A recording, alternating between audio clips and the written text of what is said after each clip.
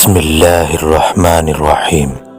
رسول اللہ صلی اللہ علیہ وآلہ وسلم نے فرمایا، اپنے ماں باپ کو گالی دینا کبیرہ گناہ ہے۔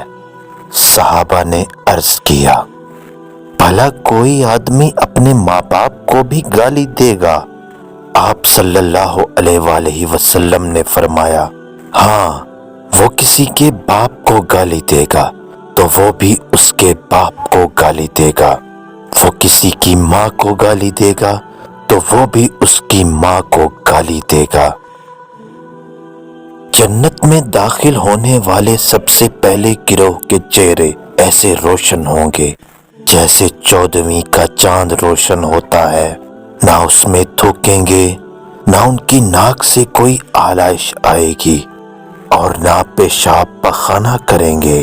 ان کے برتن سونے کے ہوں گے، کنگھے سونے چاندی کے ہوں گے، انگیٹھیوں کا ایندھن عود ہوگا، پسینہ مشک جیسا خوشبودار ہوگا، اور ہر شخص کی 2 بیویاں ہوں گی جن کا حسن ایسا ہوگا کہ پنڈلیوں کا گودا گوشت کے اوپر سے دکھائی دے گا۔ نہ جنتیوں میں آپس میں کوئی اختلاف ہوگا اور نہ بغض و عناد ہوگا، ان کے دل ایک ہوں گے، وہ صبح و شام اللہ کی تسبیح و تحلیل میں مشغول رہیں گے۔ کیا میں تمہیں جنتیوں کے بارے میں خبر نہ دوں؟